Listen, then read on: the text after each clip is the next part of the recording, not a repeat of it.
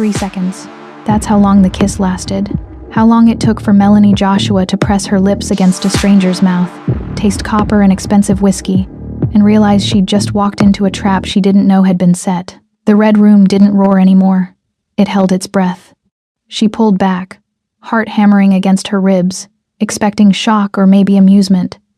Instead, she found something far more dangerous. Focus. Taehyun-won's eyes locked onto hers like a scope finding its target. Dark and unreadable and absolutely certain. He was massive. Not in the decorative way of men who lived in gyms, but in the way of men who broke things for a living. His shoulders filled the space. His presence swallowed the light. The tattoos crawling up his neck disappeared beneath the collar of a shirt too expensive for this neighborhood. And his hands, God, his hands, rested on the table like weapons at ease. One of them was bleeding. Fresh blood, dark against his knuckles, glistening under the neon. Not his blood, she realized with a sickening drop in her stomach. Someone else's. You taste reckless, he said, voice low and even, like he was noting the weather. Melanie swallowed. Her throat felt tight. It was just a dare. Just, he repeated, as if testing the weight of the word. Then his hand moved. Not fast, but deliberate, wrapping around her wrist. Not to hurt, to anchor, to claim. You have no idea what you just started. Melanie tried to pull back, but his grip was absolute.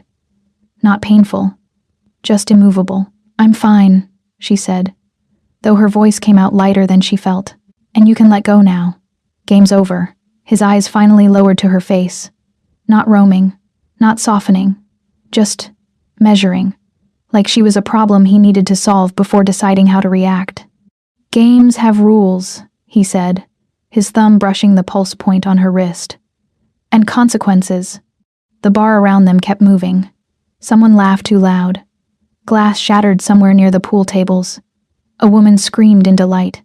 But in their small pocket of space, time felt suspended. He finally released her wrist, placing that large hand on the table beside her instead, close enough that she still felt caged by his presence alone. She noticed the blood on his knuckles was still wet. You shouldn't let people push you into things, he said, his voice carrying an edge that made her spine straighten. I wanted to, Melanie heard herself say, lifting her chin in defiance she didn't quite feel. That earned her something new, not a smile. Interest. He studied her for another long moment, and she studied him back, the hard line of his jaw. The tattoo that crept from beneath his collar and traced the side of his neck in intricate patterns she couldn't quite make out in the red light. The small silver hoops in his ears that somehow made him look more dangerous instead of less. Then he stepped back, giving her space as if he'd never blocked it in the first place. Be careful, he said. Just that. Nothing more. Melanie didn't wait for an explanation. She turned and walked back to her table, forcing her legs to move normally even though her heart was trying to break through her ribs. Behind her, she felt his gaze like a physical weight between her shoulder blades. Keisha was already talking before Melanie reached the booth. Oh my God, what did he say? Did he freak out? That was insane, Mel, his security almost. Nothing happened, Melanie cut in, sliding into her seat and reaching for her drink with a hand that trembled just slightly. It was fine. Fine? Val's eyebrows shot up.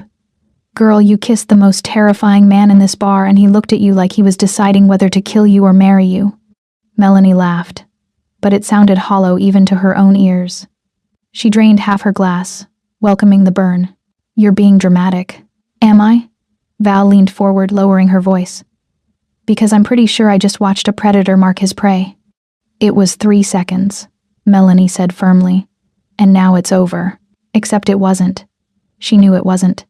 Because even as she tried to focus on her friends, tried to lose herself in the music and the alcohol and the celebration of freedom from a marriage that had slowly been suffocating her, she could feel him.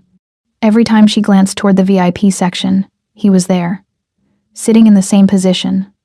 Watching, not staring, not leering, just aware. Tracking her movements with the patience of someone who had all the time in the world. An hour passed. Then another. Melanie danced, laughed, took selfies with Keisha and Val, did everything she could to prove to herself that the kiss meant nothing, that the man in the corner was just another story she'd tell someday about the wild night she celebrated her divorce. But when she excused herself to the bathroom, she found him waiting in the hallway. Jesus. Melanie pressed a hand to her chest, her heart lurching. You scared me. Taehyun stood with his back against the wall, arms crossed, looking like he'd been there for hours instead of seconds. Up close, away from the red lighting, she could see him more clearly. The precise fade of his haircut, the way his dress shirt fit across his chest and shoulders like it had been tailored to him, the coldness in his eyes that suggested he didn't scare easily, or at all. That was the point, he said. Melanie straightened, trying to reclaim some of the confidence she'd felt when this was all just a dare. Are you following me? You kissed me in my bar. He said it like that explained everything. Maybe it did. I'm following up. Your bar? My city, actually. The bar is just a small piece. Something cold slithered down Melanie's spine. She glanced back toward the main room, suddenly aware of how isolated this hallway was, how the music covered any sound. Look, I'm sorry if I offended you. It really was just a dare, I know. He pushed off the wall, and she fought the urge to step back. But you chose me. Out of everyone in that room, your friends pointed at me, and you said yes. You were the most serious-looking guy here. It was funnier that way. Funnier, he repeated. And this time there was something that might have been amusement in his voice. Might have been, you have no survival instincts. Excuse me? The man you kissed, Taehyun said, moving closer, was in the middle of a conversation about how many fingers to remove from a debtor before he bled out. The man you kissed has 17 bodies to his name. The man you kissed owns half the illegal operations in K-Town and is currently being investigated by 3 federal agencies. Melanie's breath caught. And you walked up to me, he continued, his voice dropping to something almost intimate. Put your hands on my jacket, pulled me down, and kissed me like you had every right to. He was close now. Close enough that she could smell him. Something expensive and clean beneath the faint metallic scent of blood. Close enough that she had to tilt her head back to maintain eye contact. That kind of confidence, he said softly, is either breathtaking or suicidal. I haven't decided which yet. I'm just a PR consultant, Melanie whispered. I clean up corporate messes. I'm nobody. Taehyun's hand came up, and she flinched, but he only brushed his thumb across her lower lip, so gently she barely felt it. You're not nobody, he said.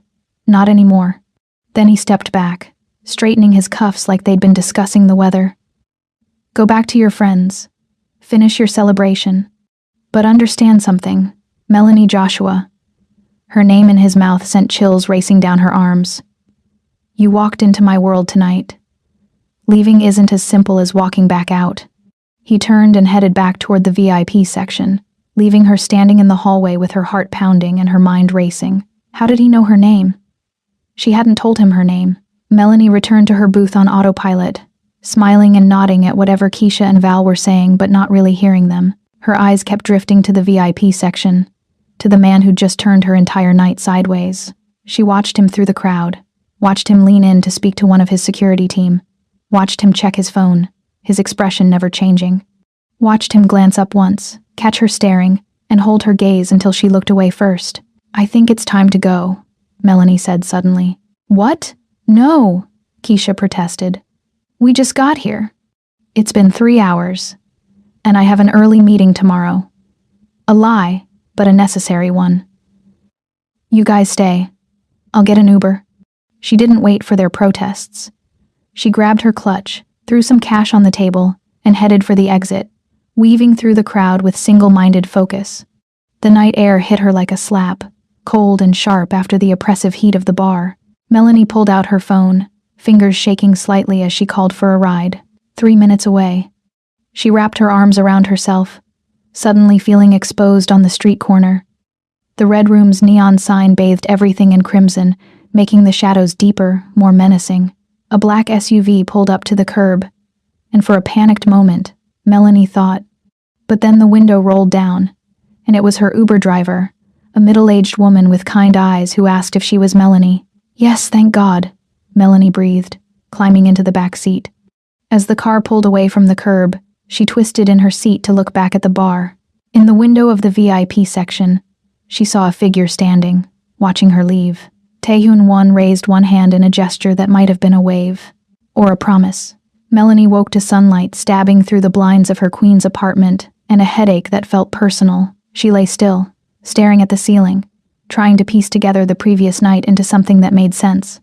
The celebration, the dare, the kiss.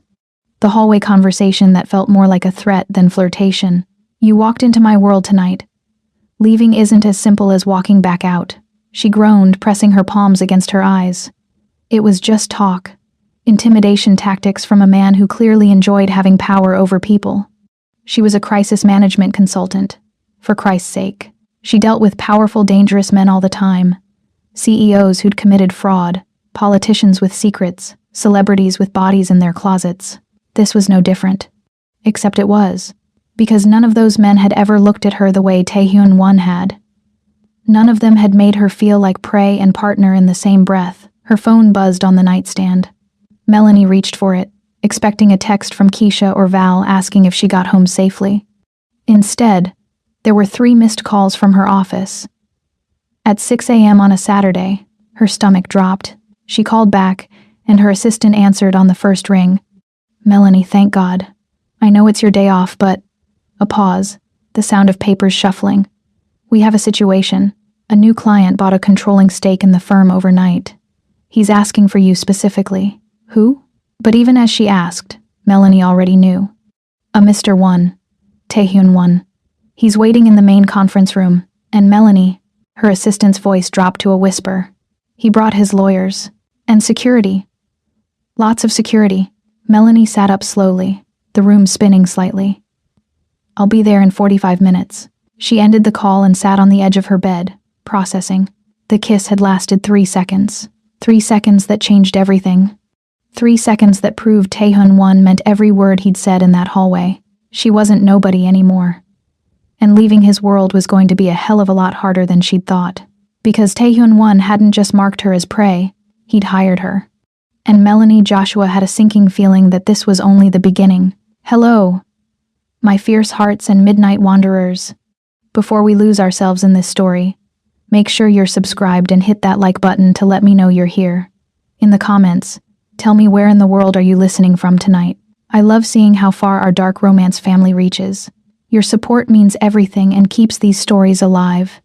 So find a comfortable spot, dim the lights, and let's begin." The elevator to Joshua and Sterling PR had never felt so slow. Melanie watched the numbers climb. 12, 13, 14, each floor bringing her closer to whatever hell waited on the 16th. Her reflection in the polished steel doors showed a woman who dressed for battle.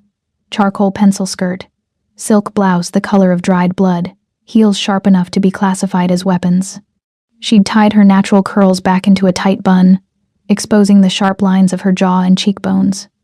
War paint, her grandmother would have called it. The office was wrong the moment she stepped through the glass doors. Too quiet.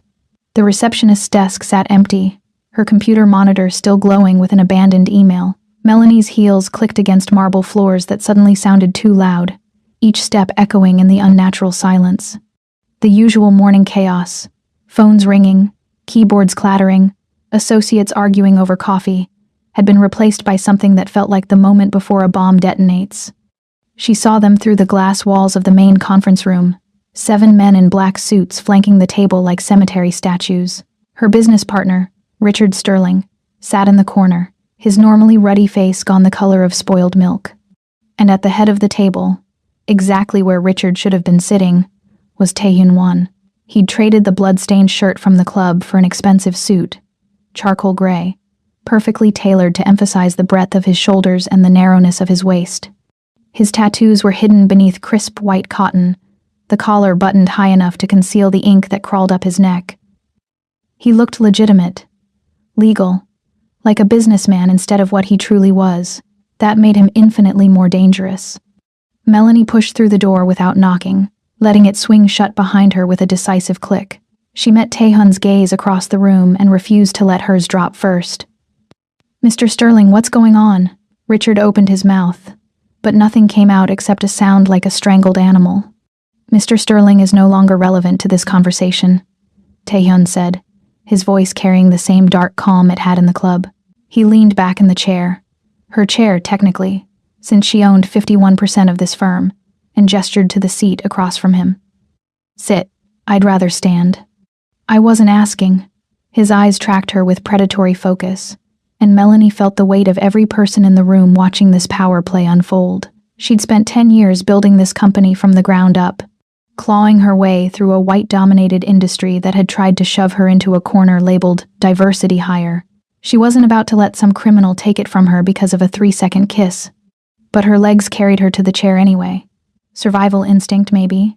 Or the recognition that sometimes you had to pick your battles, and this room full of armed men wasn't the hill to die on. Taehyun slid a manila folder across the polished wood. It moved silently, deliberately, coming to rest exactly centered in front of her. Open it. Melanie's fingers trembled slightly as she lifted the cover. Inside were photographs. High resolution. Professional quality. The man from the club. The one who'd been begging at Taehyun's feet. Only in these images, he wasn't begging. He was sprawled on concrete in an alley, his head twisted at an angle that defied anatomy. Blood had pooled beneath him, black in the camera flash. His eyes were still open, staring at nothing. She swallowed the bile rising in her throat and flipped to the next photo. Same man, different angle. Then another. And another. 12 photographs documenting the systematic destruction of a human being. The police report will say he died of a drug overdose, Taehyun said conversationally, as if they were discussing weather patterns. Tragic, really. A promising young accountant brought down by addiction. His family will receive a generous settlement from an anonymous benefactor. They'll be able to bury him with dignity. Melanie forced herself to look up from the photos, to meet those dark, depthless eyes. Why are you showing me this? Because you need to understand what you've walked into. He stood, buttoning his suit jacket with practiced ease, and walked around the table. Each step measured, controlled. He stopped behind her chair, close enough that she could smell him. Cedar and smoke and something sharper underneath, like ozone before a lightning strike. My public image requires sanitation. You're going to provide it. I'm a crisis management consultant, not a criminal defense attorney. Her voice came out steadier than she felt. You want legal help? Hire. I don't need legal help. I need a miracle worker. His hand came down on the back of her chair, and she felt the heat of him through the leather. Last night, there was an incident at one of my warehouses. A gas leak caused an explosion. Very tragic. 12 people died. A gas leak. The words tasted like ash. That's the official story. He leaned down, his mouth close enough to her ear that his breath stirred the tiny hairs at her nape. The unofficial story is that those 12 people were stealing from me. The unofficial story is that I made an example of them. The unofficial story ends with gasoline and a match, and screams that nobody will ever hear again. Melanie's hands clenched in her lap, nails biting into her palms hard enough to leave crescents. You want me to cover up a massacre. I want you to do what you do best. He straightened, walking back around to face her. I've read your file, Miss Joshua. Very impressive. The pharmaceutical executive caught with underage prostitutes. You turned that into a story about a man seeking treatment for sex addiction. The tech CEO who embezzled $60 million. You made him look like a victim of identity theft. The senator with the dead intern in his car. You got him reelected with a campaign about forgiveness and redemption. Each case he listed was a scar on her conscience, a piece of her soul she'd sold for money and reputation. Hearing them cataloged so clinically made her feel stripped naked, exposed in ways that had nothing to do with clothing. Those were different, she said. But the protest sounded weak even to her own ears. Were they? Taehyun leaned against the table, arms crossed, head tilted in mock curiosity. You've been cleaning up messes for criminals in expensive suits your entire career. The only difference between them and me is that I'm honest about what I am. The difference, Melanie said, standing abruptly enough that her chair rolled back and hit the wall, is that I had a choice. I could walk away from those cases. I could say no. Taehyun smiled, and it was the coldest expression she'd ever seen on a human face. He reached into his jacket pocket and pulled out a phone. Without breaking eye contact, he pressed play on an audio file. Her own voice filled the room, tinny through the speakers but unmistakably hers. The payment will be wired to the Cayman account we discussed. Make sure the audit trail goes cold at the third shell company. If anyone asks, this conversation never happened. She remembered that call. A pharmaceutical client, 3 years ago. He'd paid her $250,000 to make evidence disappear. She'd told herself it was just business, that everyone in her position bent the rules, that the line between legal and illegal was so blurred it might as well not exist. The audio file ended. Silence rushed back in like water filling a drowning man's lungs. Wire fraud, Tae-hyun said pleasantly. Conspiracy to obstruct justice. Destruction of evidence. Should I continue? You're blackmailing me. The words came out flat, emotionless. Shock, maybe. Or the death of the last illusion she'd had about maintaining control of this situation. I'm offering you a job. He pocketed the phone. You work for me now. I bought your partner's gambling debts 3 months ago. As of 6 o'clock this morning, he signed over his voting rights and equity to me to avoid having his legs broken. Which means I own you. You'll do exactly what I tell you to do, when I tell you to do it. Or that recording goes to the FBI. Do you understand? Melanie looked at Richard, slumped in his chair like a puppet with cut strings. He wouldn't meet her eyes. She looked at the men lining the walls, their faces blank masks that promised violence if she said the wrong thing. She looked at the photos scattered across the table, at the evidence of what Tae-hyun was capable of when someone disappointed him. I understand, she said, and felt something fundamental inside her crack. Good. Tae-hyun moved to the door, pausing with his hand on the handle. The police are holding a press conference at noon about the warehouse fire. You have 3 hours to craft a statement from the one organization expressing our condolences and pledging to improve safety standards. You'll deliver it personally. Wear something that makes you look trustworthy. And after that, he looked back at her. And for just a moment, something flickered in those dark eyes. Not quite sympathy, but a recognition of shared damnation. After that, Miss Joshua, you become complicit. Welcome to the family business. The door closed behind him with a soft click that sounded like a prison cell locking. Melanie stood alone in the conference room, surrounded by photos of a dead man and the wreckage of her carefully constructed life. Her phone buzzed in her pocket. A text from Keisha. Brunch tomorrow? I'm buying. She stared at the message until the words stopped making sense, until the bright cheerfulness of it felt like a message from another universe where things like brunch and friendship still mattered. 3 hours. She had 3 hours to become an accessory to mass murder. Melanie picked up the photos, stacking them neatly, and got to work. The coffee shop Keisha had chosen was aggressively trendy. Exposed brick walls, Edison bulbs hanging from copper fixtures, a chalkboard menu written in that irritating handwriting font that was supposed to look artisanal. Melanie sat in the back corner booth, watching her best friend of 8 years navigate through the Saturday brunch crowd with mimosas in both hands. Keisha Young had been her roommate in grad school, her maid of honor at the wedding that ended in divorce, the first person she'd called when her mother died. They'd built their friendship on late nights and shared secrets, on the understanding that comes from being Black women trying to survive in spaces that weren't designed for them. Melanie trusted her the way you trust gravity, implicitly, without question. But Keisha was nervous. Melanie had known it the moment she'd walked in, the way her eyes darted to the exit, the way she gripped her phone like a lifeline. And now, sliding into the booth across from her, Keisha's smile was too bright, too performative. I ordered us the avocado toast, Keisha said, setting down the mimosas with just a little too much force. Liquid sloshed over the rim. And the chicken and waffles. We're celebrating, right? New chapter? New you? New something. Melanie agreed, picking up her glass but not drinking.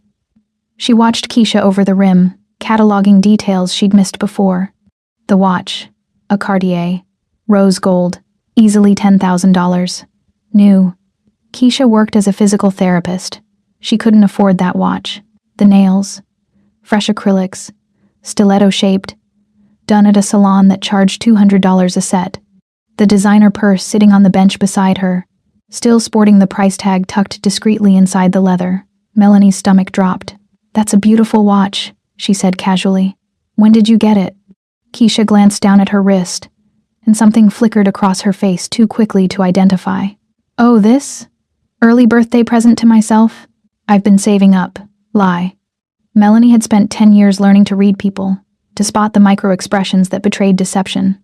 The way Keisha's pupils dilated slightly, the barely perceptible tightening around her mouth, the way her hand moved to cover the watch face, as if hiding evidence. "Expensive present," Melanie observed. "I work hard. I deserve nice things." Defensive now. Keisha's phone buzzed on the table, and she grabbed it immediately, angling the screen away. But not before Melanie saw the name at the top. Associate. Just that. No first name, no emoji. Associate. The coffee shop suddenly felt too warm, the walls pressing in. Melanie's mind raced through the past week, replaying every moment with the cold analytical precision she usually reserved for client crises. The dare hadn't been Keisha's idea. Val had suggested it first, but Keisha had been the one to point out Taehyun specifically, to insist that Melanie pick the scariest-looking guy. And afterward, when Melanie had wanted to leave, Keisha had tried to convince her to stay, to have one more drink, to wait just a little longer. "Keisha," Melanie said softly, "are you in some kind of trouble?" "What? No.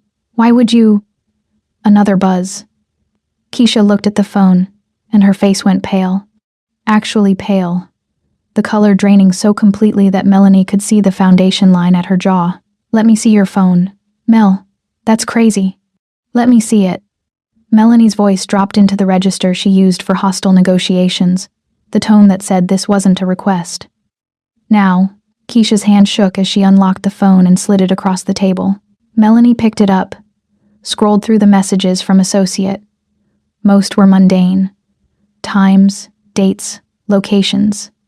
But then, confirmed, the target made contact. Payment transferred. She took the bait. Clean break from here.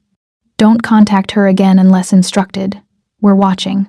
The date stamp on the last message was from last Saturday, the day before the dare. Melanie looked up slowly. Target? Keisha's eyes were wet, mascara already beginning to run in dark rivulets down her cheeks. Mel, I swear I didn't know. I didn't understand what they wanted. Who are they? But Melanie already knew. She'd known the moment she saw that watch. The moment the pieces started clicking into place with the horrible inevitability of a car crash in slow motion. I owed money, Keisha whispered. A lot of money. Gambling debt. I thought I could control it. I thought I could stop. But it got so big. Mel. And these men showed up at my apartment. And they said I had 3 days to pay or they'd... Her voice broke. They said they'd kill my mother. $50,000. That's what Keisha owed. Melanie knew because she'd helped her best friend refinance her apartment 2 years ago, had seen the pay stubs and bank statements. Keisha made $60,000 a year. $50,000 might as well have been $50 million. So, you sold me. Melanie's voice came from somewhere outside her body, detached and clinical. Shock, probably. The kind that let you function through trauma by pretending it was happening to someone else. They didn't tell me what would happen. Keisha reached across the table, but Melanie pulled back like she'd been burned. They just said to bring you to the red room, to dare you to kiss this specific guy. They said it was about business connections, that he was looking for a PR person, and this was how he vetted people. I thought it was weird, but I was desperate, and they said they'd forgive the entire debt if I just did this one thing. Did you know he was a killer? Melanie asked. Did you know what he does? Keisha's silence was answer enough. Get out, Melanie said. Mel, please. Get out. Melanie didn't shout. She didn't need to. The words came out in a hiss of pure venom, and Keisha flinched like she'd been slapped. You put a target on my back. You fed me to a monster to save yourself. We're done. If I ever see you again, I will destroy you so thoroughly that you'll wish the one syndicate had just killed you instead.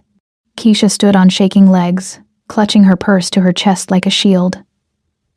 I'm sorry, she whispered. I'm so sorry. But Melanie had already turned away, staring out the window at the people passing by on the sidewalk. Normal people living normal lives, unaware that their world existed right alongside another one. A darker world where friends betrayed friends, and 3-second kisses carried death sentences. She heard Keisha leave, heard the bell over the door chime, heard her own heartbeat pounding in her ears like a war drum. Her phone rang. Taehyun Won's name appeared on the screen, and Melanie almost laughed at the timing. Almost. Did you know I'd figure it out? She asked instead of hello. I was counting on it. His voice was maddeningly calm. You're parked on the street outside. Blue Mercedes. You have 60 seconds to get in before I come in and get you. And Miss Joshua, I promise you don't want me making a scene in public. Melanie looked out the window. The black SUV was parked directly in front of her car, engine running. She could see Taehyun in the driver's seat, phone pressed to his ear, watching the coffee shop entrance. Why? She asked.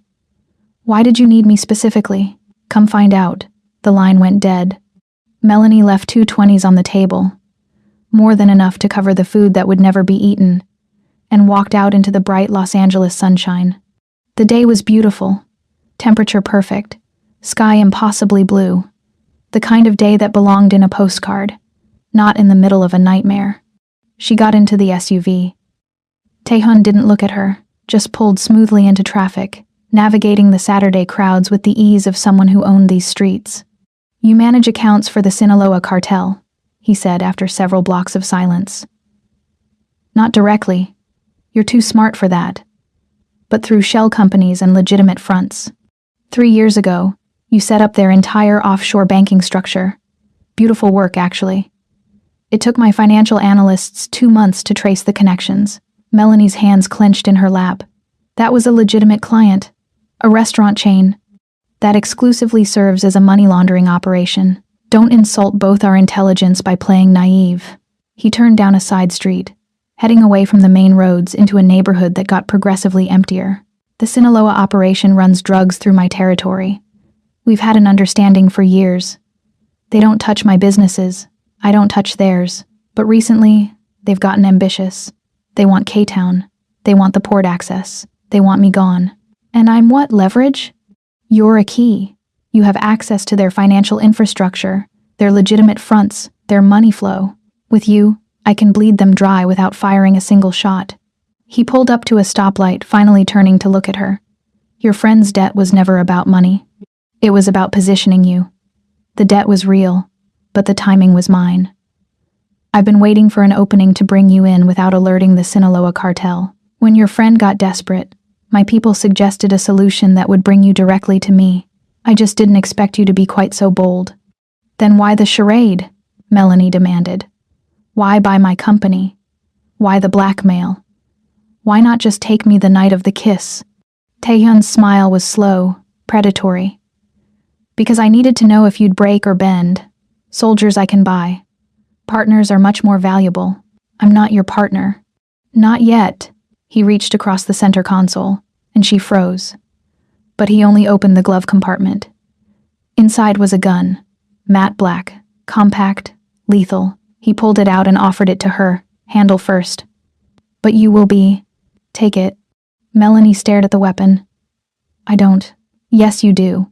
I had your background checked very thoroughly, Miss Joshua. Your father was a Marine. He taught you to shoot when you were 12. You qualified expert marksman at 16. You haven't touched a gun since he died. But the training doesn't fade. He pressed the weapon into her hand, his fingers lingering against hers for just a moment. The safety is off. If you want to kill me, do it now. Shoot me. Drive this car to the nearest police station. Tell them everything. Or put the gun in your purse and accept that we're in this together. The metal was warm from being in the glove box, heavier than she remembered. Melanie wrapped her hand around the grip, muscle memory taking over. Finger resting alongside the trigger guard exactly the way her father had taught her. It would be so easy. One pull, one bullet, end this nightmare before it truly began. She looked at Taehyun. At the man who'd blackmailed her, who'd bought her company, who'd orchestrated a friendship betrayal just to trap her. He watched her with complete calm, not a hint of fear in those dark eyes, as if he genuinely didn't care which choice she made. Or maybe he already knew. Melanie put the gun in her purse. Now you know the cost of loyalty, Taehyun said quietly, putting the SUV back in gear. Welcome to the war, Miss Joshua. Try not to die before you become useful. They drove into the descending darkness of an underground parking garage, and Melanie understood with crystalline clarity that she'd just crossed a line that could never be uncrossed. The dress had been delivered to her apartment with a note in sharp, masculine handwriting. Wear this. I'll collect you at 7. Melanie held it up to the light, watching the fabric shimmer like oil on water. Midnight blue silk that would cling to every curve, with a slit up the thigh that bordered on obscene. The label was Italian, the stitching immaculate. Custom made. Which meant Taehyun knew her exact measurements. Which meant he'd been watching her far longer than she'd realized. She should have burned it. Should have called the police. Consequences be damned. Should have run. Instead, she put it on. The dress fit like it had been painted on her body, emphasizing the dip of her waist, the curve of her hips, the length of her legs. She'd let her natural curls free, dark spirals framing her face and spilling over bare shoulders. Makeup was minimal. A swipe of burgundy lipstick, a touch of gold shimmer at the inner corners of her eyes to make them look wider, more innocent. War paint again, but a different kind. The kind designed to distract and disarm. Taehyun arrived at 7 exactly.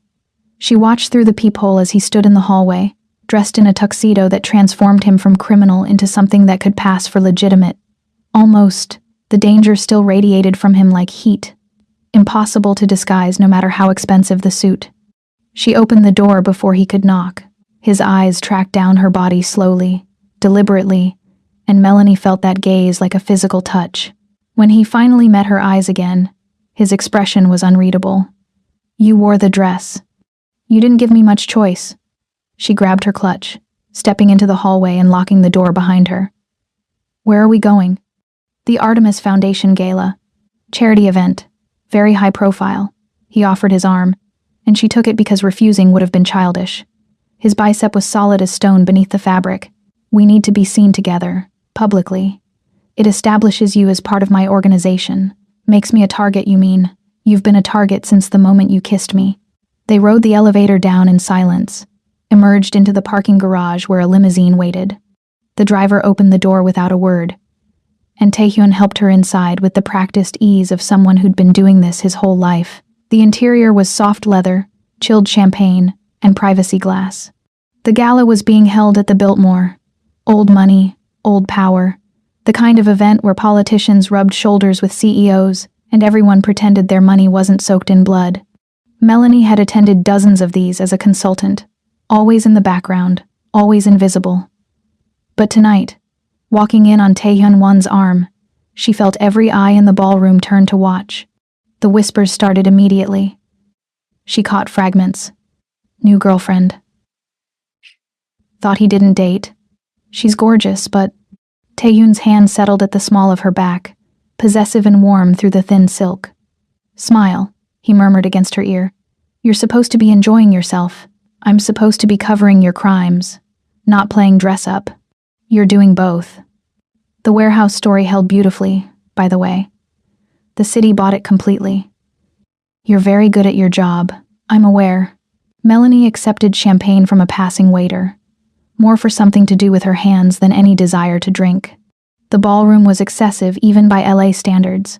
Crystal chandeliers the size of cars, marble floors so polished they reflected the lights like water, floor-to-ceiling towers of white roses.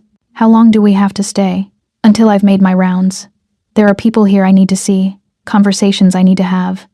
"You're my insurance. Your human shield, you mean?" He smiled, sharp and predatory. "That too." They circulated through the crowd, Taehyun navigating the social hierarchy with practiced ease.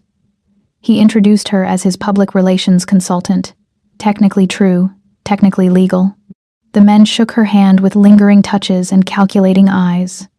The women assessed her with the cold precision of people evaluating competition. Melanie played her part perfectly, smiling and charming and lying with every breath. She was good at this, had always been good at it. The performance of normalcy, of belonging in spaces that wanted to keep her out. But tonight felt different. Tonight, she wasn't performing for clients or employers. She was performing for a man who could kill her with his bare hands and sleep soundly afterward. "Dance with me," Taehyun said suddenly. And before she could refuse, his hand was at her waist, pulling her onto the dance floor where a live orchestra played something classical and complicated.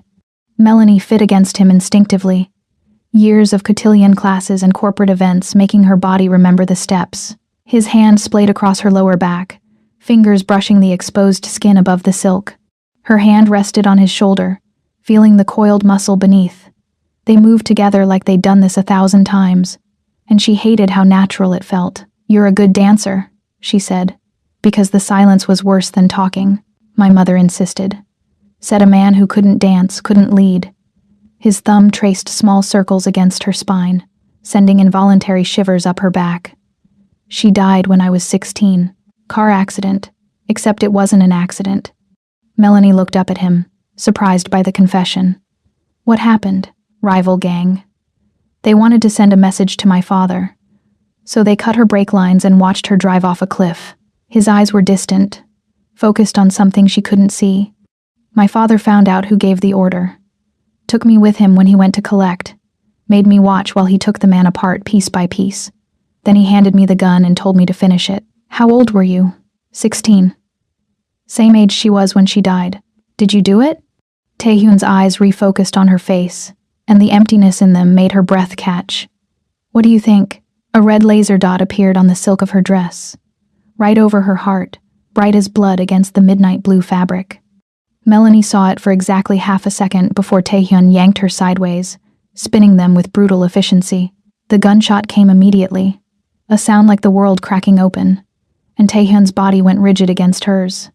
Warm liquid splashed across her collarbone, and she realized with detached horror that it was his blood. Chaos erupted, screaming, bodies stampeding toward the exits. The orchestra cut off mid-note, replaced by alarms and shouting, and the horrible wet sound of Taehyun's breathing. He was pulling her toward a service door, his left arm hanging useless at his side, blood soaking through his white shirt in an expanding crimson stain. Another shot ricocheted off the marble inches from her head, and then they were through the door into a concrete service corridor that smelled like cleaning supplies and decay. Taehyun's legs buckled. He caught himself against the wall, leaving a bloody handprint on the white paint. "Run," he rasped. "Out the back. My driver will—" "Shut up." Melanie grabbed his good arm, trying to support his weight. He was massive, easily 100 pounds heavier than her, and the floor was slick with blood. His blood, so much blood. Footsteps echoed from somewhere behind them, getting closer. Taehyun's eyes were losing focus, his skin going gray. "Melanie, run." I said, "Shut up." She dragged him around a corner into an alcove that held industrial laundry machines.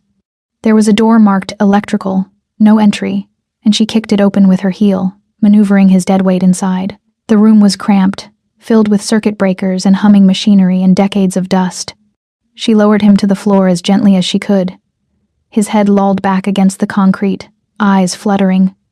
"Stubborn woman," he murmured, says the man who got shot. Her hands were shaking as she pressed them against the wound in his shoulder, trying to slow the bleeding. The bullet had gone clean through. She could see the exit wound when she leaned him forward. "Stay with me. Stay awake." "Not how this works," he said, but his hand came up to cover hers, his fingers cold and sticky with blood. "The gun. In my ankle holster. Take it. Taehyun, take the gun." The footsteps were right outside now. Slow, methodical.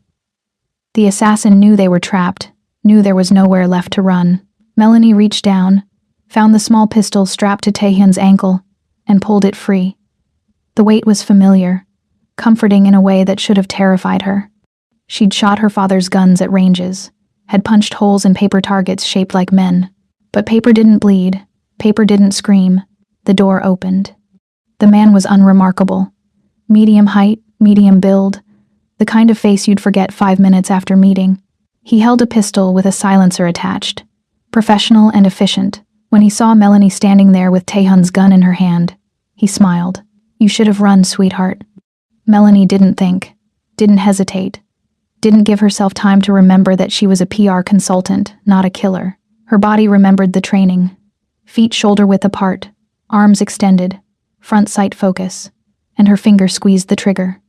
The gun bucked in her hand, once, twice. Both shots hit center mass, exactly where her father had taught her to aim.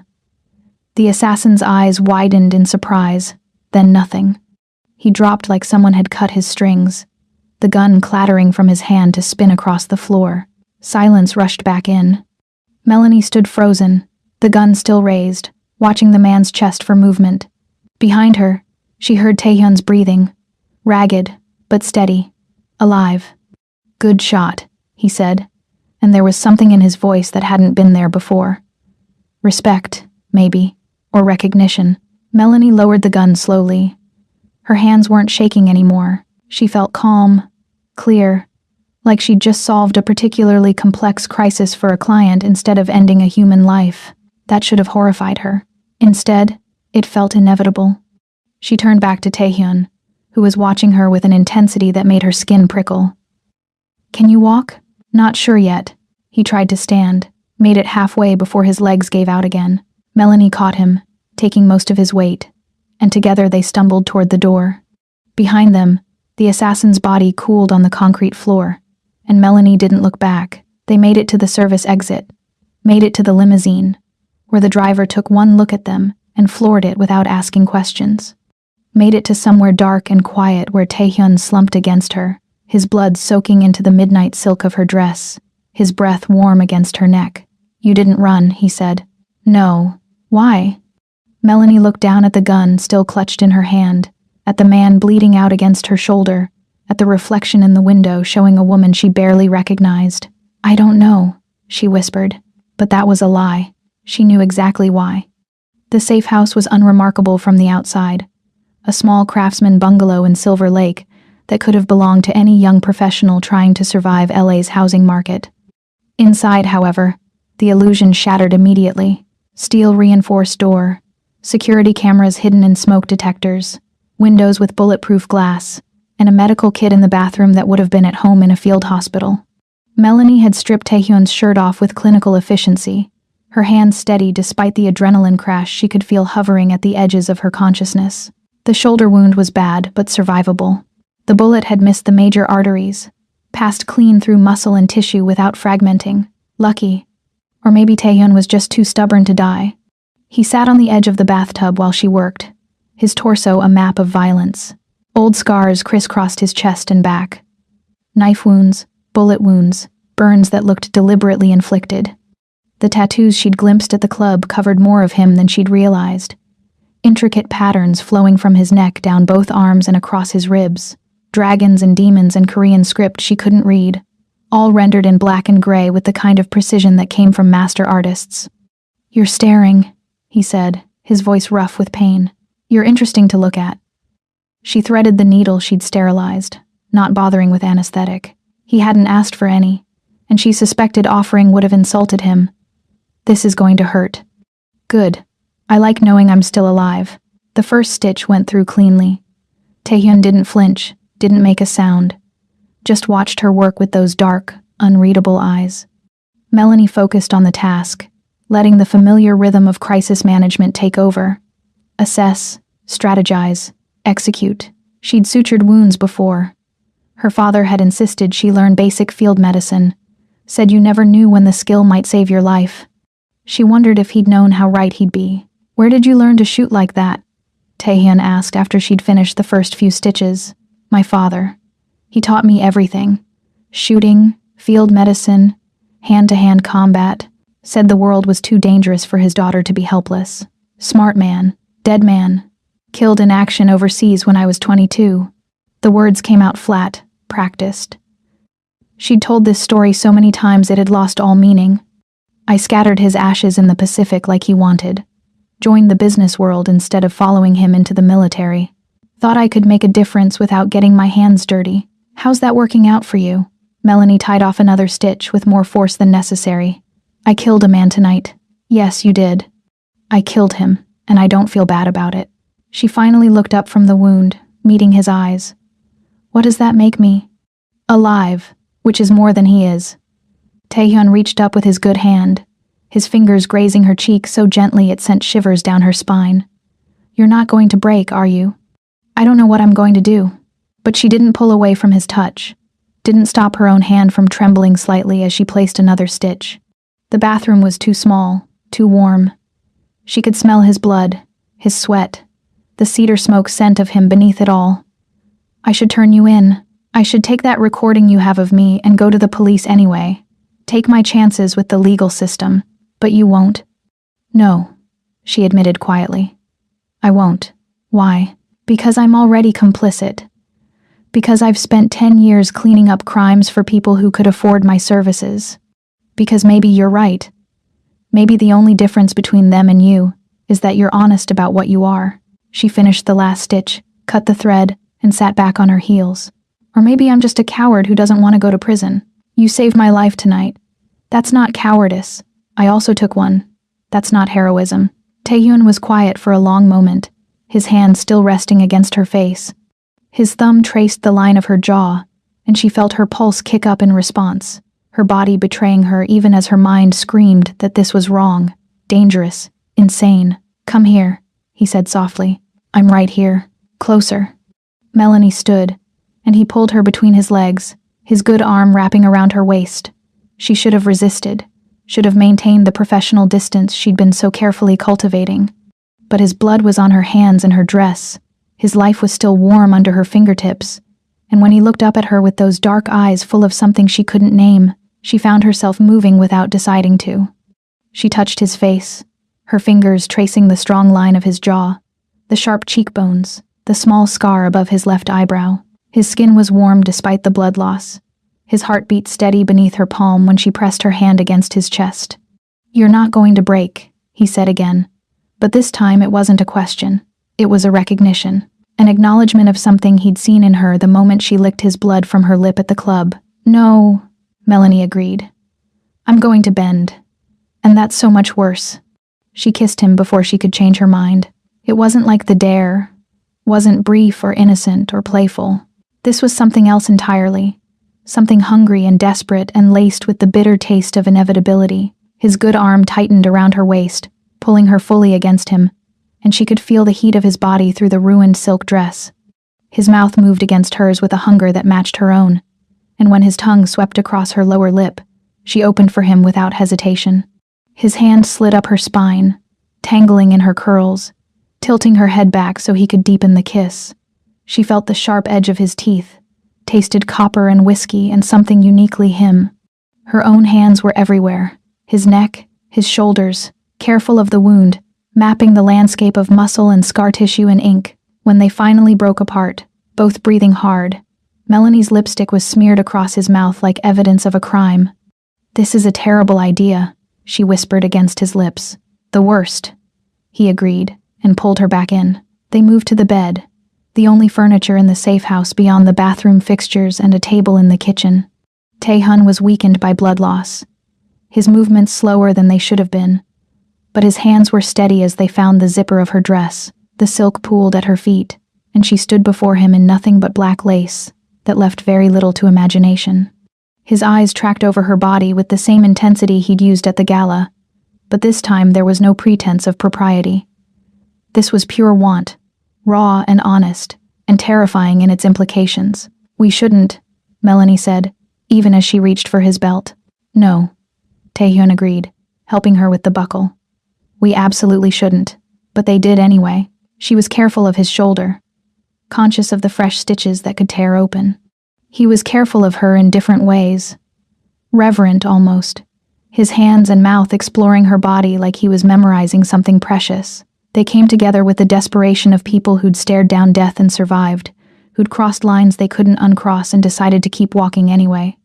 Afterward, they lay tangled in sheets that smelled like blood and sex and the end of the world as Melanie had known it. Taehyun's good arm was wrapped around her waist, holding her against his chest, and she could feel his heartbeat steady and strong beneath her ear. This doesn't change anything, she said into the darkness.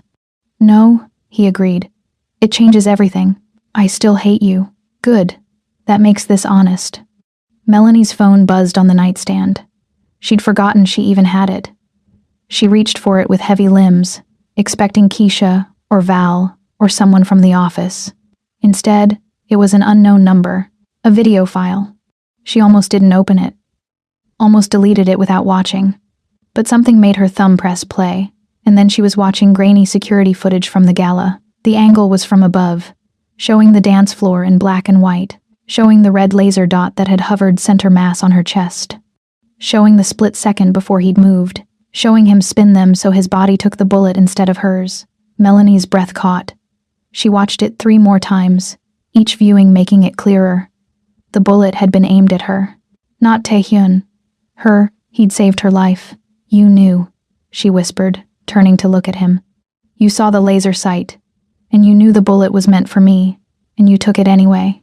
Taehyun's expression didn't change. Yes. Why? Because you're mine now. And I protect what's mine. I'm not yours. Lie to yourself if it helps you sleep.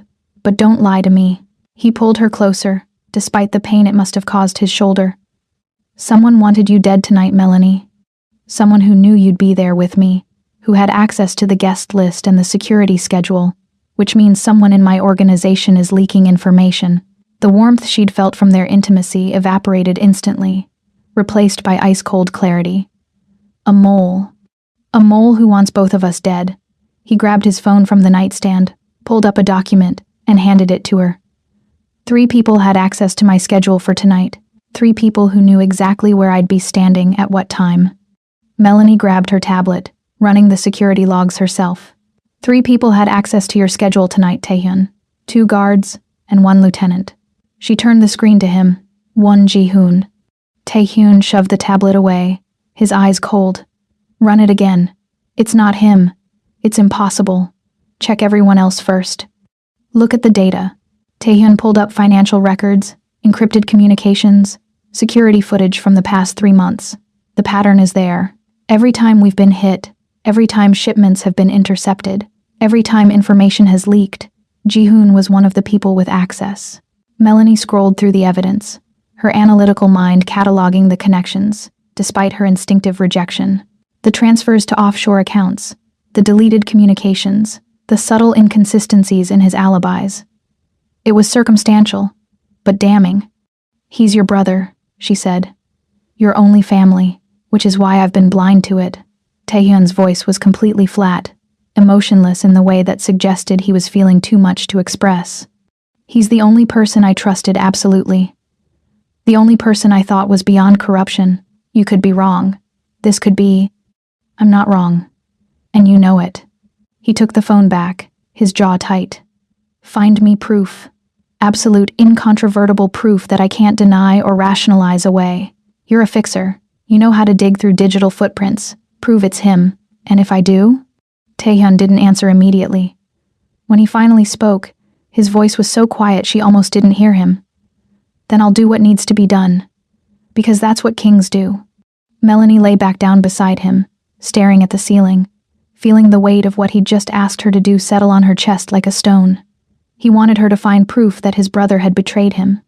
Wanted her to hand him evidence that would end in Ji-hoon's death. Wanted her to be the one to pull the trigger, metaphorically, if not literally. I saved your life tonight, she said. Yes, you saved mine. Yes, so we're even. No, Taehyun said, his arm tightening around her waist. We're just getting started. Melanie had always been good with computers. A skill learned out of necessity in an industry that ran on digital trails and buried evidence. But Ji-hoon One's security protocols were impressive. Military-grade encryption, rotating passwords, biometric locks on his devices. He was either incredibly paranoid or incredibly guilty, probably both. She'd commandeered a corner of Taehyun's main office, a building in K-Town that officially housed an import-export company and unofficially served as the nerve center of the One Syndicate. 3 monitors surrounded her, each displaying different data streams: financial transactions, communications, logs, surveillance footage. Taehyun's tech specialist, a nervous kid named Jin, did the heavy lifting on the encryption, but Melanie was the one connecting the dots. She directed him where to look, translating the raw data he mined into a narrative of betrayal. She'd been at it for 18 hours straight, fueled by coffee and the sick feeling in her stomach that came from hunting evidence against a man whose only crime might be sharing DNA with a monster. Taehyun hadn't left the building either, though he'd stayed out of her workspace, giving her room to work, or maybe giving himself distance from what she might find. His shoulder was healing. The stitches were holding, the bleeding had stopped, and he'd regained most of his mobility. But she could see the strain in the way he moved, the careful precision that suggested pain just beneath the surface. Her phone buzzed. An unknown number, but the area code was familiar. DC, Federal. She almost didn't answer, almost let it go to voicemail. But 18 hours of staring at financial records had fried her decision-making capabilities. so she picked up. "Hello? Melanie." The voice was familiar in a way that made her stomach turn. "It's been a while. Fred." Her ex-husband, FBI Special Agent Fred Wright, who'd served her divorce papers 2 years ago with a smile and a promise that he'd never speak to her again. "How did you get this number?" she asked, her voice flat. "I'm FBI, Mel. I can get any number I want." He sounded exactly the same. Smooth, confident, the kind of voice that had convinced her to marry him 8 years ago. "I heard you've been keeping interesting company lately."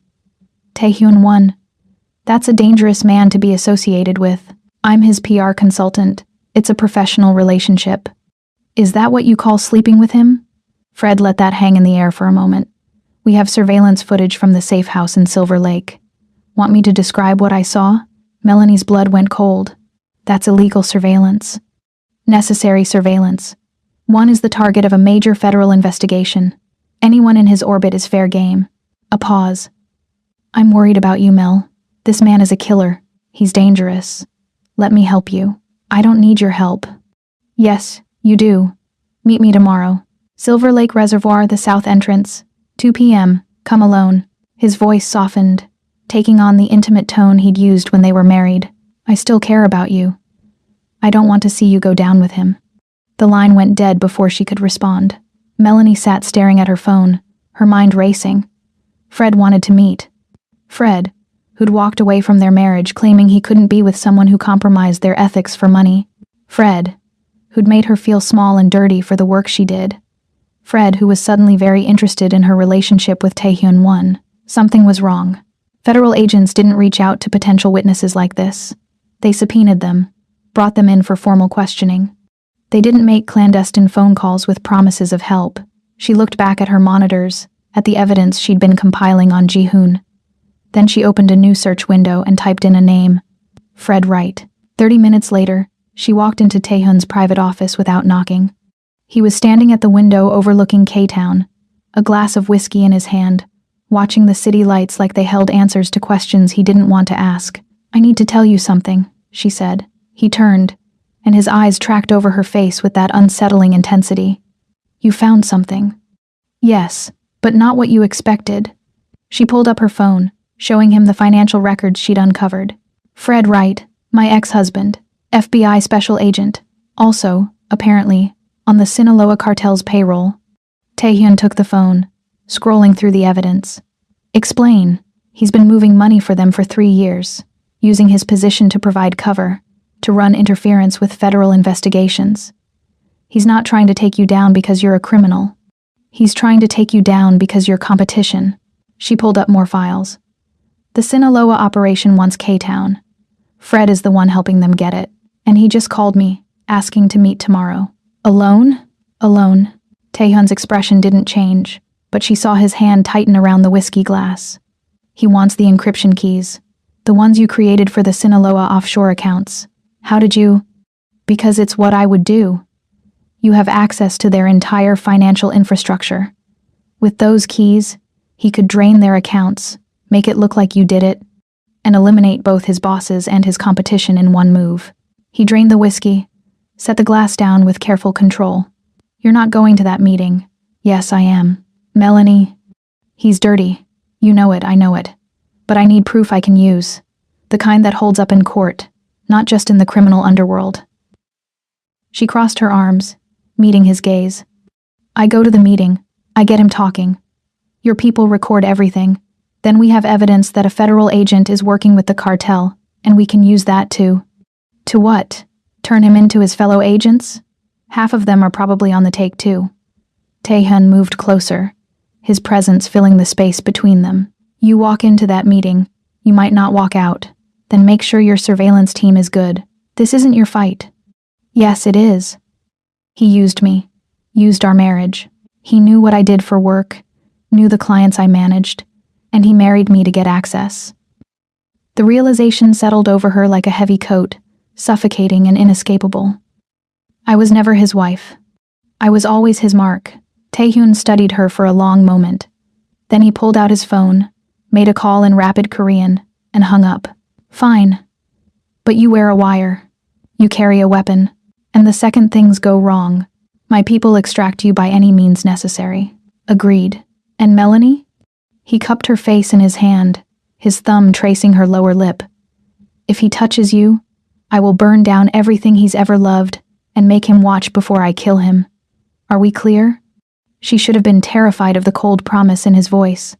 Instead, she felt something warm unfurl in her chest, dangerous and addictive. Crystal, good. He kissed her, hard and possessive, before stepping back. Now show me what you found on my brother. Melanie returned to her monitors, pulling up the evidence she'd compiled over 18 hours. The leak started 6 months ago. Small things at first, intercepted shipments, compromised safe houses. Then it escalated. The pattern matches Ji-hoon's access to secure information. That's not proof. That's correlation. I know. So I went deeper. She pulled up a series of encrypted messages recovered from a deleted email account. These are communications between someone using the alias Crown Prince and a Sinaloa lieutenant. They're discussing your operations in detail. Security protocols, shipment schedules, personnel files.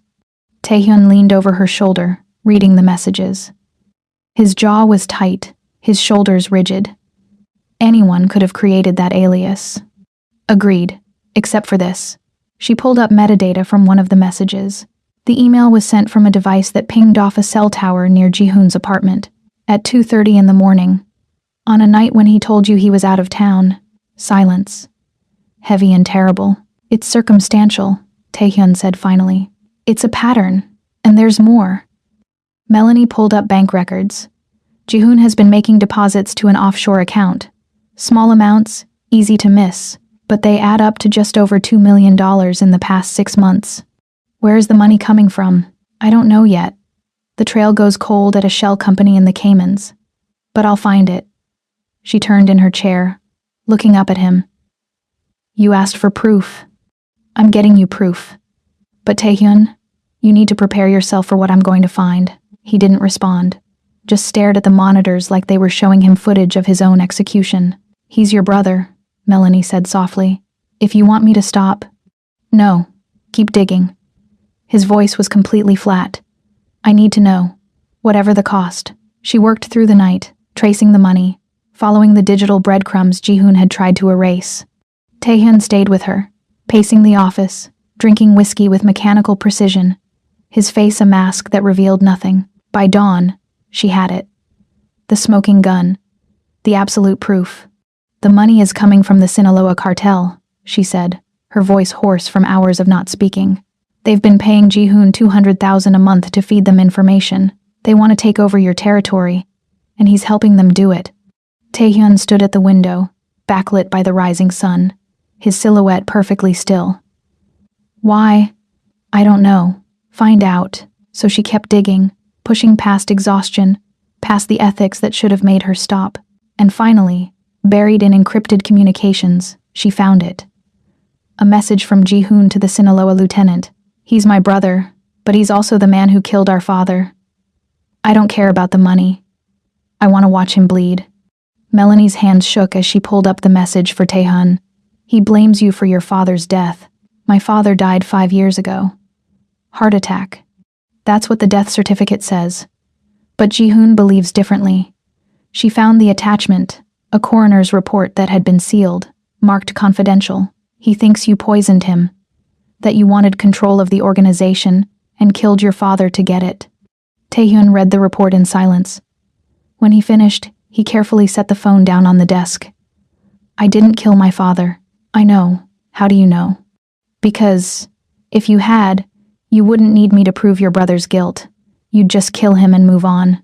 She stood, crossing to where he stood at the window. But you don't want to believe he betrayed you. You want me to be wrong. Yes, he admitted quietly. I do. I'm not wrong. No, you're not. They stood together, watching the sun climb higher over Los Angeles. And Melanie wondered if this was what damnation felt like.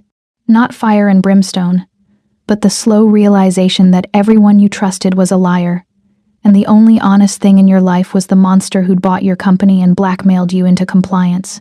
I'm meeting Fred tomorrow, she said. After that, we deal with Ji-hoon.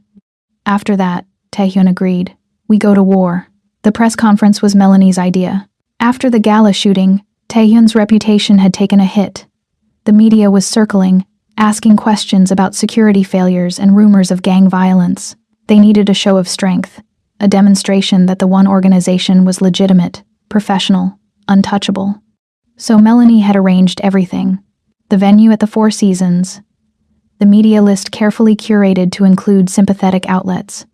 The talking points designed to project confidence without admitting guilt. Taehyun would announce a major charitable initiative, a community center in K-Town, $50 million invested in youth programs and small business development. He would look like a pillar of the community, not a crime lord.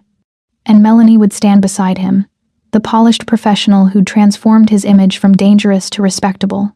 She'd spent the morning in preparation, choosing her outfit with calculated precision, a cream suit that photographed well under camera lights. Minimal jewelry, hair pulled back in a professional bun. She looked competent, trustworthy, like someone who'd never killed a man in a service corridor or slept with her criminal employer. The press room was packed. Journalists crowded the space, cameras set up in rows, the energy electric with anticipation. Melanie stood backstage with Taehyun, doing final run-throughs of his talking points, making sure he knew which questions to deflect and which to answer. "You're good at this," he said, adjusting his tie in the mirror. "It's what you pay me for." "Is it?" He turned to face her, and something in his expression made her breath catch. "What we are, Melanie. It's not just business anymore. Yes, it is. That's all it can be. Lie to yourself if it helps. But don't lie to you. I know." She straightened his collar, her fingers lingering against the fabric. "After this, we deal with Jihoon, and then we figure out what comes next." The stage manager gave them a 5-minute warning. Melanie took one last look at Taehyun, powerful, composed, every inch the legitimate businessman, and felt something twist in her chest that might have been pride or might have been grief for the person she used to be. They walked on stage together. The camera flashes were blinding, the noise deafening. Melanie took her place slightly behind and to the left of the podium, the position that said advisor without demanding attention. Taehyun approached the microphone, and the room quieted. "Good afternoon," he began, his voice steady and authoritative. "Thank you all for coming. I know there have been questions following the incident at the Artemis Foundation Gala, and I want to address those concerns directly." Melanie watched the journalists, reading their body language, identifying the friendly faces and the hostile ones. Everything was going according to plan. Taehyun was hitting his marks, staying on message, projecting exactly the image they'd crafted, and then he went off script. "But before I discuss the charitable initiative, I need to address a personnel matter."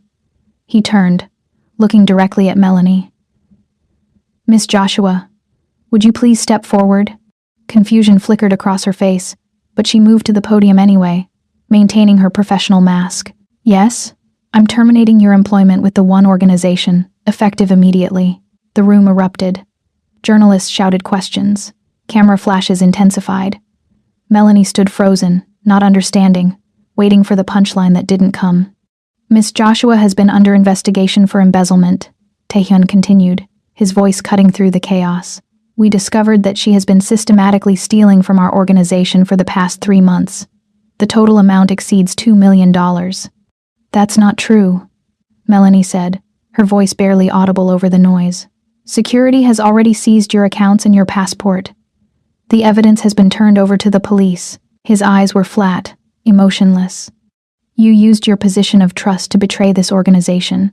You're nothing but a whore with a degree who thought she could sleep her way to the top and steal from us in the process."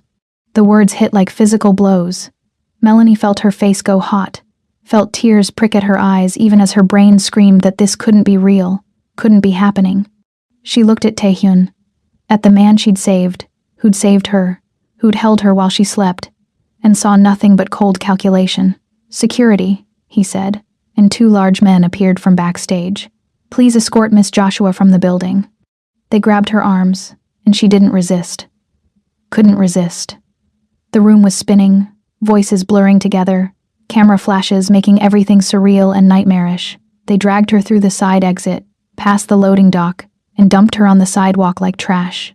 The door slammed shut, the lock engaged, Melanie stood alone on the street in her cream suit, and the sky decided that was the perfect moment to open up. Rain came down in sheets, soaking through her clothes in seconds, washing away the careful makeup she'd applied. Her phone buzzed. A text from an unknown number. Get somewhere safe. Now. No apology. No explanation. Just a geolocation tag and a command.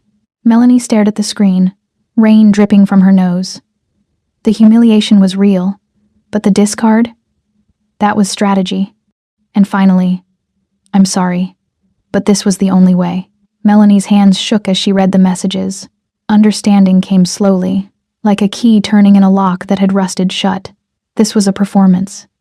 A play to make Fred think she was worthless, that the encryption keys were worthless, that there was no reason to target her anymore. But the knowledge didn't stop the humiliation from burning through her veins, didn't stop the image of Taehyun calling her a whore from repeating in her mind on an endless loop, didn't stop the tears that mixed with the rain and tasted like salt and betrayal. She walked to the coffee shop, sat in the back corner, ordered nothing. Her phone buzzed continuously.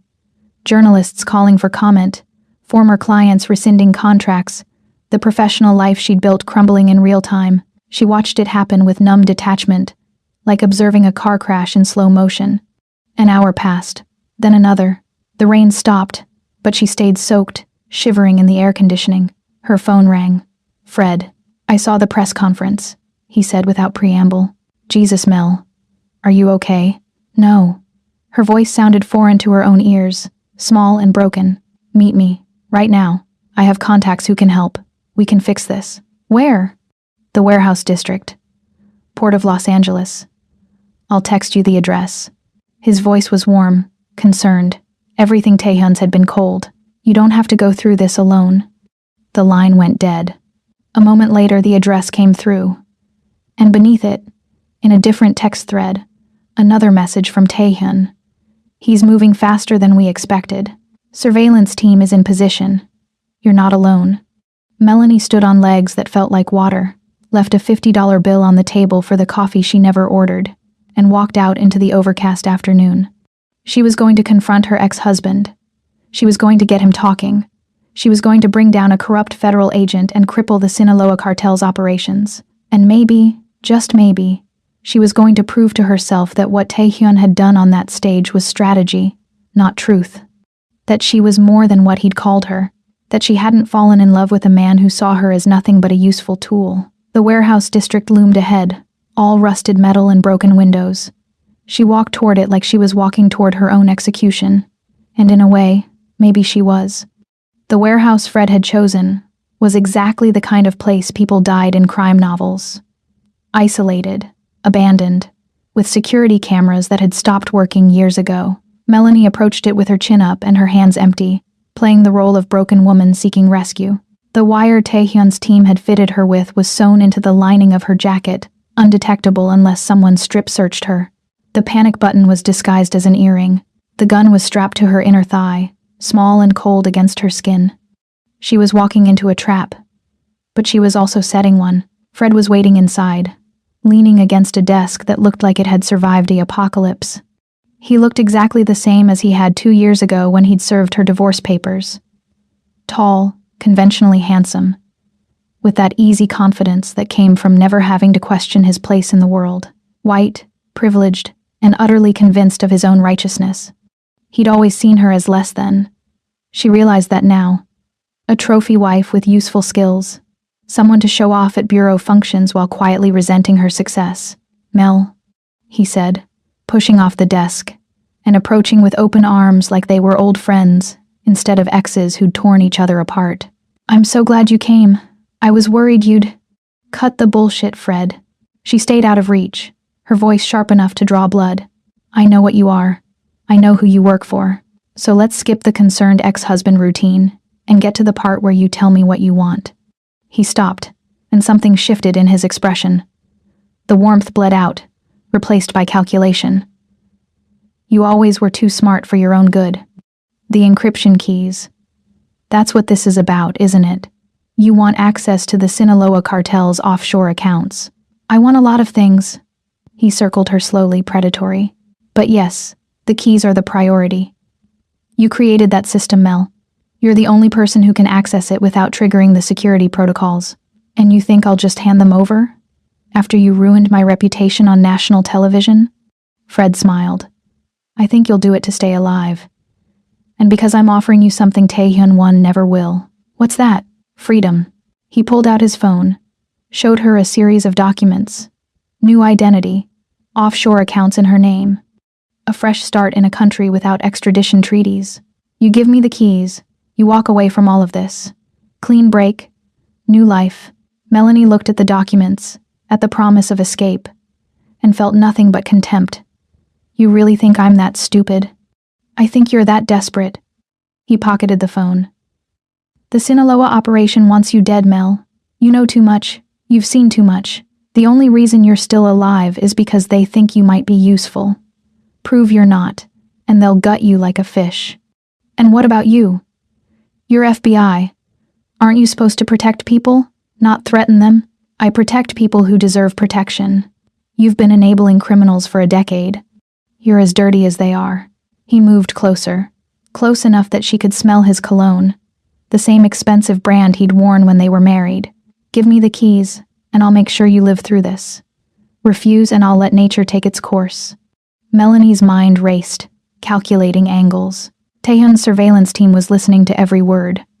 They had Fred on tape now, admitting to extortion, admitting to working with the cartel. But she needed more. Needed him to give up names, locations, the full scope of the FBI corruption. I don't have the keys, she lied. They're encrypted separately. I'd need access to the original servers to retrieve them, then get access. I can't. Taehyun fired me, remember? I don't have security clearance anymore. Fred studied her, and she could see him weighing her words, deciding if she was telling the truth. Then I guess you're not as useful as I thought. He pulled a gun from his waistband, standard FBI issue, which somehow made it worse, and pressed it against her temple. The metal was cold, impersonal.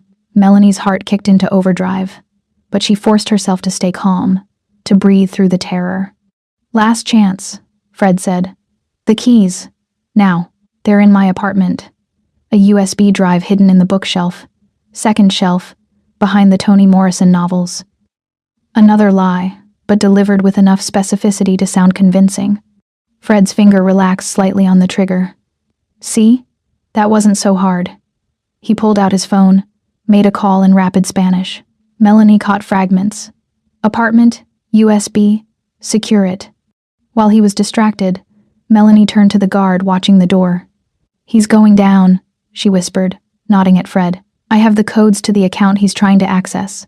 Let me at that terminal for 30 seconds, and I'll transfer $5 million to you right now. The guard hesitated, greed warring with loyalty. Greed won. He stepped aside. Melanie didn't transfer the money. She initiated a system-wide financial lockout that alerted Taehyun's team to the IP address immediately. They're sending someone to retrieve the drive, Fred said, pocketing his phone. We're going to wait here until they confirm. If you lied to me, I'll know. And if you lied, he pressed the gun harder against her skull. I'll paint these walls with your brain matter. Romantic as ever. Shut up. They waited in tense silence. 5 minutes. 10. Melanie counted her breaths, staying centered, staying ready. The gun at her thigh was a comforting weight, but she couldn't reach it while Fred held her at gunpoint. She needed an opening, needed him to make a mistake. His phone rang. He answered in Spanish, listened, and his face went dark. What do you mean there's nothing there? Melanie smiled. I lied. You stupid. She moved before he could finish, dropping her weight and twisting out from under the gun. The shot went wide, punching through the ceiling and sending concrete dust raining down. Melanie's hand was already moving, reaching for the weapon strapped to her thigh, pulling it free with practiced ease. They faced each other across 3 feet of empty warehouse space, both armed, both perfectly still. You can't shoot a federal agent, Fred said. That's life in prison. Not if that federal agent is dirty. Not if I have proof of your corruption. Not if you're about to kill me in a closed crime scene. She kept the gun steady, exactly the way her father had taught her. Drop your weapon, Fred. It's over. The hell it is. The warehouse door crashed open. Men poured in. Not Taehyun's team, but Sinaloa soldiers, armed and efficient. They fanned out, surrounding them both, and Melanie realized with sinking dread that Fred had been stalling, waiting for backup. "Drop your weapon," Fred said again, and this time there was triumph in his voice. "You're outnumbered, outgunned, and out of options." Melanie looked at the 10 men with automatic rifles pointed at her head, at her ex-husband with his smug smile, at the situation that had gone from bad to catastrophic. And she started laughing. "Something funny?" Fred asked. "You still don't get it." She lowered her gun slowly, carefully, and set it on the floor. "I didn't come here to escape. I came here to stall." "Stall for what? For this?" The lights went out. Emergency generators kicked in after 3 seconds, but those 3 seconds were enough. Melanie dropped, rolled, came up behind a support pillar as gunfire erupted from the warehouse rafters. Taehyun's team, positioned before she'd even arrived, opened fire with surgical precision. The Sinaloa soldiers went down one by one, professional and efficient. Fred ran for the back exit, but stopped dead. Standing in the doorway, gun raised not at Taehyun, but at Melanie, was one Ji-hoon. "You shouldn't have dug so deep, Melanie," Ji-hoon said, his finger tightening on the trigger. Taehyun stepped out of the shadows, his own gun leveled at his brother's head. "Drop it, Ji-hoon, or I drop you." "Hello, Agent Wright," Taehyun said pleasantly. "We need to talk." Melanie stayed behind her pillar, breathing hard, adrenaline singing through her veins. From her position, she could see her ex-husband on his knees, hands zip-tied behind his back, blood running from a cut on his forehead. Taehyun stood over him, and the cold fury in his expression was terrifying to witness. "Where are the others?" Taehyun asked. "The other FBI agents on the cartel payroll. Names." Fred spit blood. "Fuck you." Taehyun nodded to one of his men, who stepped forward and broke Fred's pinky finger with casual efficiency. The scream echoed off the concrete walls. "Names," Taehyun repeated. "I'll kill you," Fred gasped. Another finger broke. Another scream. Melanie watched, and some small part of her, the part that had gone to law school, that had believed in justice and fairness and the rule of law, recoiled in horror. But the larger part, the part that had been forged in the past weeks of violence and betrayal, felt only cold satisfaction. "The files," she called out, emerging from behind the pillar. "Fred keeps backup files, insurance against his superiors. They'll be in a safety deposit box. First National Bank, downtown branch, box number 447. Fred's face went white. "How did you?" "Because I know you. You're paranoid and controlling, and you never trusted anyone." She walked closer, looking down at the man she'd once loved. "The files will have everything. Names, dates, transaction records. Enough to bring down your entire operation." Taehyun's smile was sharp as broken glass. "Thank you, Miss Joshua. That's very helpful." "What are you going to do with him?" she asked. "What do you want me to do with him?" The question hung in the air between them, weighted with implications. Taehyun was offering her a choice.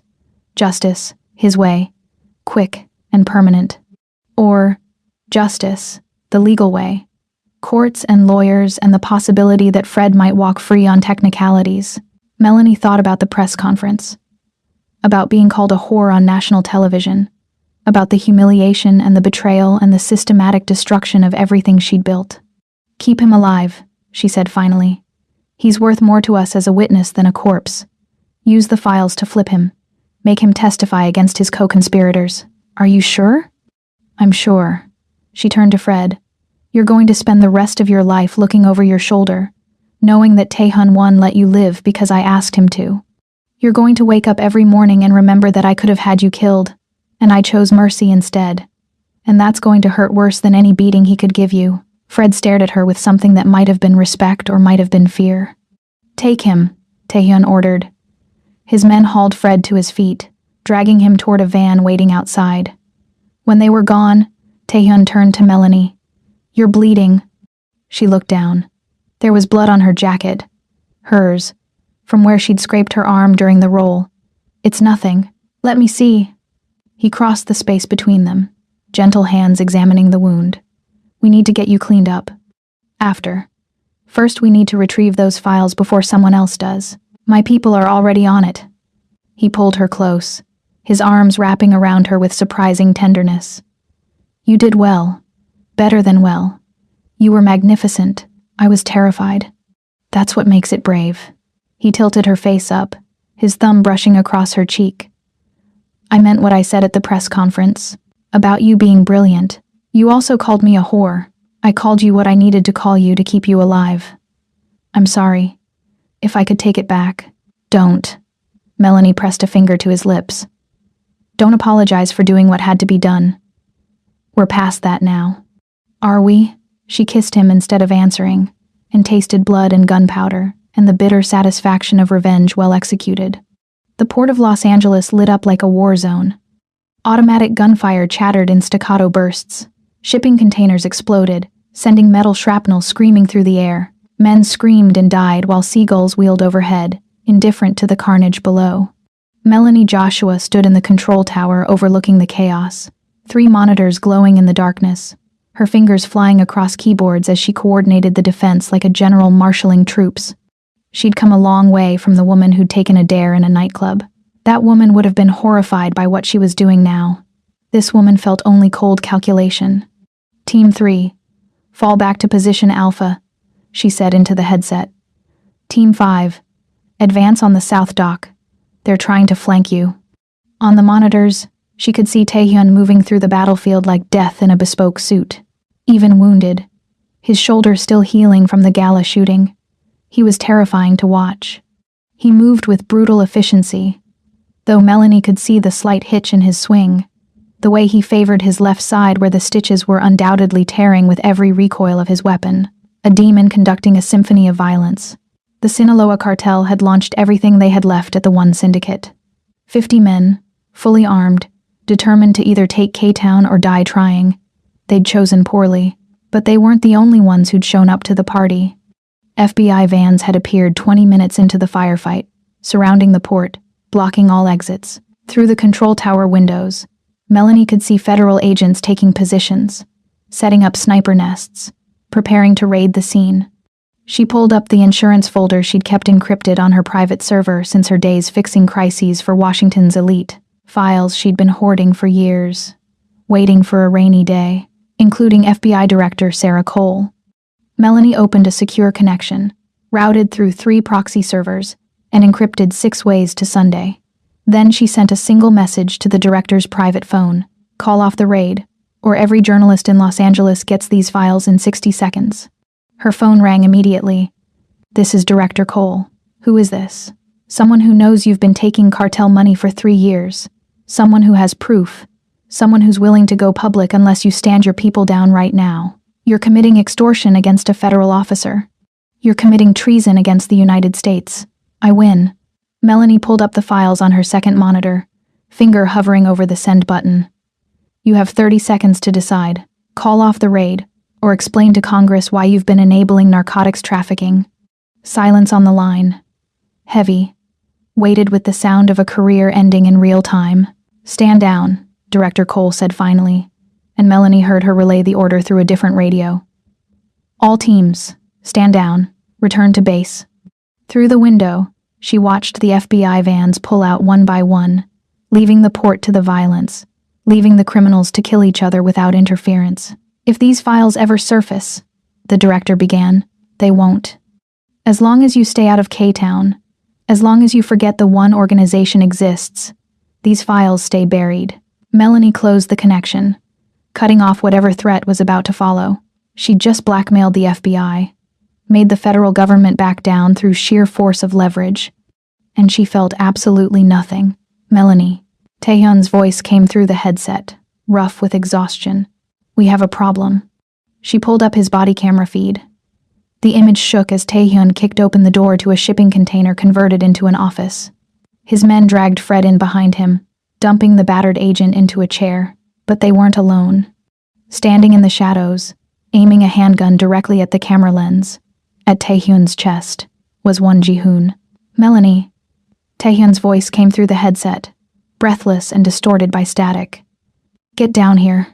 She didn't ask questions. She ripped off the headset, grabbed the physical drive containing the blackmail files, and ran for the stairs. She wasn't going to watch the end of the war from a screen. She burst out of the tower and sprinted across the tarmac, the smell of smoke and ozone thick in her lungs. She reached the open container just as Jihoon stepped out of the shadows to face Taehyun. "Hello, brother," Jihoon said. "Surprised to see me?" "Not really." Taehyun kept his aim steady. "Melanie found the evidence. I've known for days. And yet you did nothing. Still hoping I'd prove her wrong?"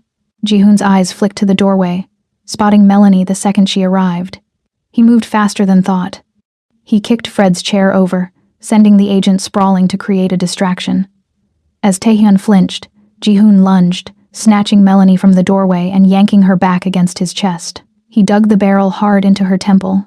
"No more pawns," Jihoon spat, ignoring Fred groaning on the floor. "Just leverage." He tightened his grip on Melanie. Always so sentimental. Father's greatest weakness, passed down to his eldest son. "Jihoon, put the gun down," Taehyun said, his voice dropping to a terrifying calm.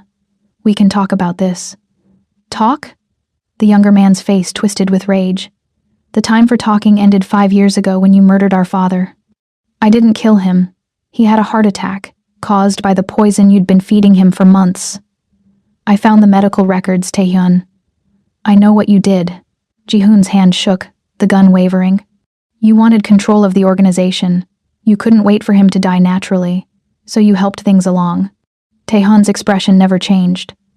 "I didn't poison father, but even if I had, which I didn't, he was dying anyway. Cancer. Inoperable. He had 6 months, maybe less. He told me himself, the night before he died. Lies. You're lying to protect yourself. Check the medical records again. Look at the hospital files, not the death certificate. He had stage 4 pancreatic cancer. He kept it secret because he didn't want the organization to see him as weak." Taehyun lowered his gun slightly, his voice softening. "I didn't kill Father, Jihoon. I mourned him. I still mourn him." Jihoon's face crumpled, doubt creeping in. But the poison, pain medication. He was taking massive doses to stay functional in his final months. The medical examiner mistook the levels for poisoning because no one knew he had cancer. Taehyun took a step closer. "You've been manipulated. The Sinaloa operation fed you false information, knowing you'd believe it because you were young when father died. They needed a wedge between us, and you gave them one." Melanie felt the cold steel of the barrel digging into her temple. She held her breath, staring into Taehyun's eyes, willing him to see that she wasn't afraid, that she trusted him to take the shot. "She made you weak," Jihoon said, his voice cracking, though he didn't lower the weapon. He tightened his grip on her, using her body as a shield. "That woman. Melanie. She's turned you soft." "No," Taehyun said quietly, his gaze locking onto his brother's one last time. "She made me a king." He pulled the trigger. The shot was surgical, passing inches from Melanie's ear and striking the hand holding the gun. Jihoon screamed, releasing Melanie as his weapon clattered to the floor. She scrambled away, hitting the metal floor of the container and rolling to safety behind a crate. Jihoon stumbled back, clutching his ruined hand, shock written across his face. "You shot me," he gasped. "You actually shot me. You betrayed me. You sided with our enemies. You tried to destroy everything father built." Taehyun's voice was flat, emotionless. He didn't look at Melanie. His focus was entirely on the threat. "Did you think there wouldn't be consequences? I'm your brother." "Were. Past tense." Taehyun stepped forward, aiming the gun at Jihoon's head. "I loved you, protected you, gave you everything, and you repaid me with treachery." "Taehyun, wait," Melanie gasped, the ringing in her ears deafening from the gunshot. "Don't," Taehyun said, his voice cold. He didn't look away from his brother. "This is family business." Melanie watched from the floor, heart hammering against her ribs, as Taehyun looked at his younger brother, the last blood relative he had in the world, and made his choice. The gunshot echoed through the port. Seagulls scattered into the night sky, and one Jihoon fell to the floor of the shipping container, a neat hole between his eyes, gone before he hit the ground. Taehyun stood over the body for a long moment, then he turned to Fred, still zip-tied to the chair, and staring in wide-eyed horror. Taehyun pulled out his phone. "The files on you specifically. They're being transferred to the Department of Justice as we speak." The director has agreed to sacrifice you to save herself. You'll be the lone wolf, the scapegoat. You'll spend the rest of your life in federal prison, if you're lucky. You son of a bitch, Fred spat. You can't. I already did. Consider it a gift from my associate. Taehyun holstered his gun and finally turned to Melanie. He walked to her, offering a hand to help her up. She took it, her fingers trembling slightly, but when he pulled her to her feet, she didn't let go. They walked out of the container together, leaving the bodies and the betrayal behind them. Outside, the first light of dawn was breaking over the port. The battlefield had gone quiet. The surviving cartel soldiers either dead or fled. Taehyun's forces were securing the area, stacking bodies, erasing evidence. By noon, the official story would be a joint FBI private security raid on a domestic terror cell gone wrong. Heroic, tragic, and completely fabricated. No one would ever know the truth. He looked at her, and his eyes were hollow, empty in a way she'd never seen before. I killed my brother, he said. I know. Does that change things? No. She took his hand, lacing their fingers together. Blood-stained and gunpowder scented and perfect in its honesty. We're past the point of redemption. Both of us. Are you saying you're staying? I'm saying I don't have anywhere else to go. You destroyed my reputation, remember? Made me unemployable. Froze my assets. She smiled without humor. You made sure the only place I could survive was by your side. I'm a monster. So am I. She pulled him closer, her other hand cupping his face. We can be monsters together. He kissed her there in the dawn light, surrounded by the evidence of their violence, and it tasted like victory and damnation in equal measure. 6 months later, they returned to the Red Room. The bar had been renovated. New owners, new staff, all of them on the one syndicate's payroll. The VIP section where Melanie had taken that fateful dare was now blocked off permanently, reserved for Taehyun and his inner circle. A throne room in a kingdom of vice. Melanie sat between Taehyun's legs on the velvet banquette, wearing a dress that cost more than her old apartment and a diamond necklace worth more than the bar itself. Her natural curls fell free over bare shoulders, and her makeup was dramatic. Gold shimmer and dark lips, and the kind of confidence that came from knowing you were untouchable. The one organization had expanded in the past 6 months. With the Sinaloa cartel crippled and the FBI neutralized, they'd absorbed territory like a spreading infection. K-Town, the port, half of downtown LA. Taehyun wasn't just a crime lord anymore. He was a king, and everyone knew it. And Melanie was his queen. She'd transformed the organization's operations, legitimizing their business fronts, creating shell companies and charitable foundations that laundered money so efficiently the IRS couldn't touch them. She'd turned the one syndicate into a corporate empire indistinguishable from any other Fortune 500 company, except theirs had significantly better profit margins and absolutely no oversight. Remember this place? Taehyun murmured against her ear, his hand tracing patterns on her bare thigh. Where you walked up to me like you owned the world? I was drunk and stupid. You were magnificent. His lips brushed her temple. Still are. Flattery doesn't work on me anymore, doesn't it? His hand slid higher, and she felt heat bloom low in her belly. I seem to recall it working quite well this morning. That wasn't flattery. That was bribery. Is there a difference? Melanie laughed, genuine and unguarded, and turned to kiss him properly. The bar around them continued its nightly business.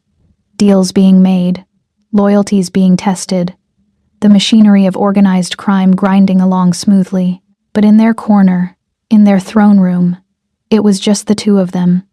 I dare you to kiss me, Taehyun said, echoing that first night. No, Melanie smiled, predatory and perfect. I don't do dares anymore. I give orders.